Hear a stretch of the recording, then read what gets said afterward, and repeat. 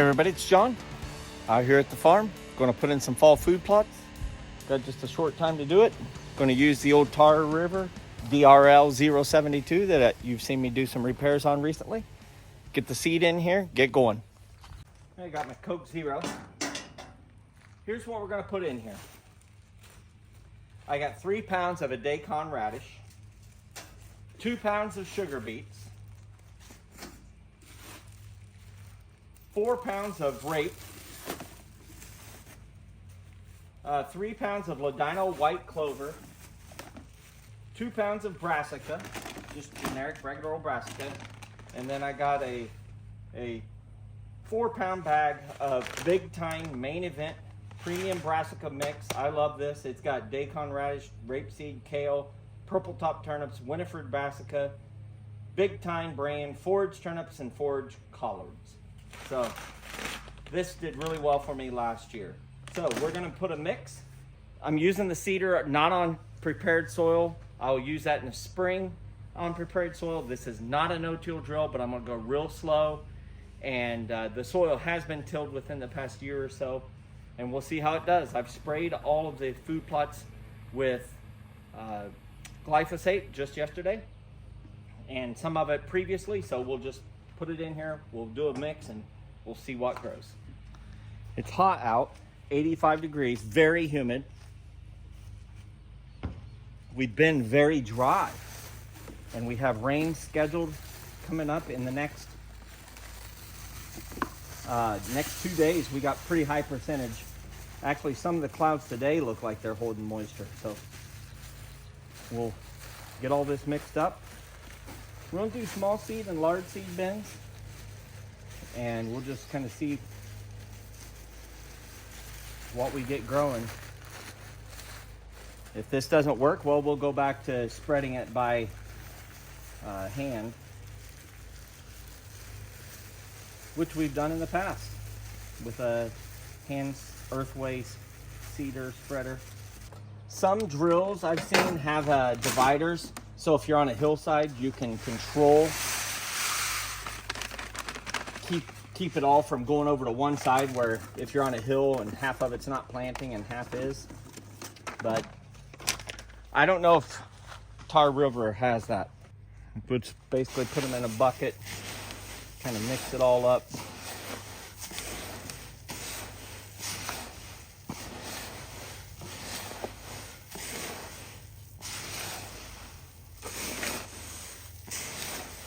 So I'm going to close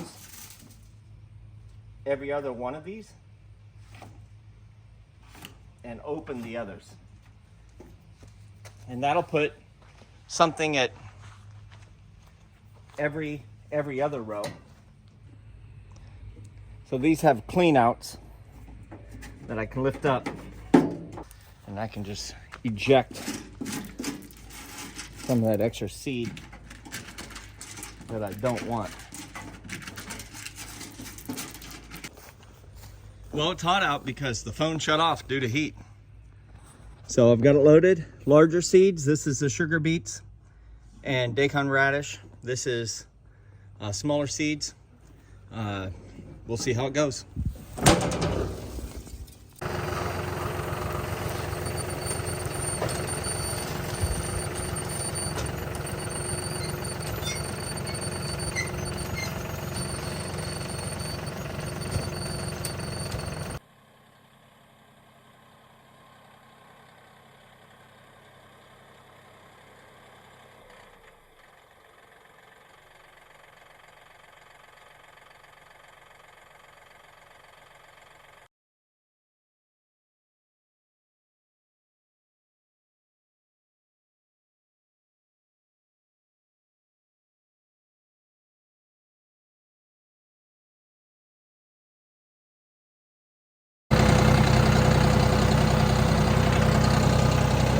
Half of this with the tractor and the Tar River drill, and I did half with a bagged seeder.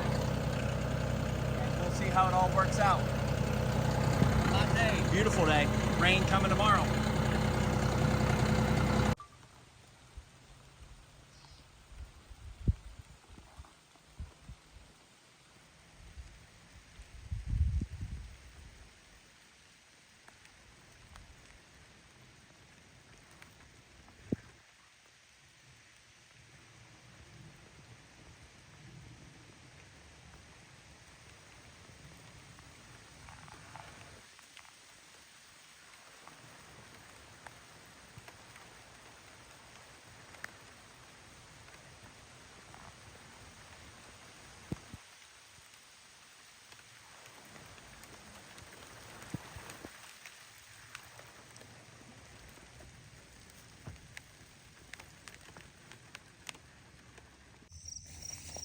Deer damage to corn.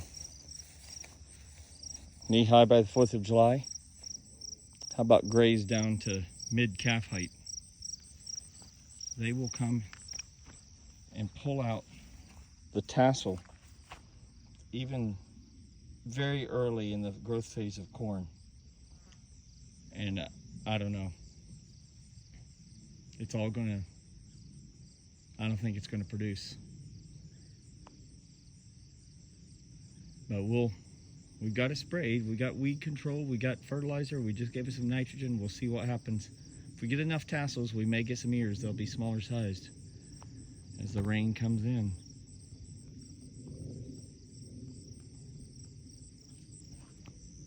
Heavy deer pressure.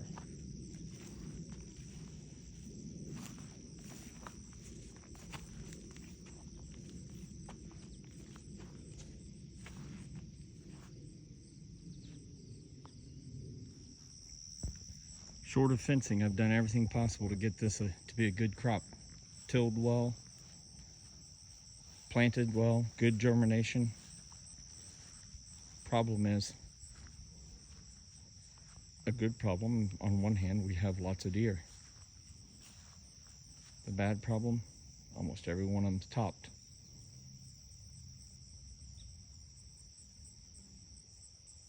The only way you can beat the deer without a fence here is plant way too much,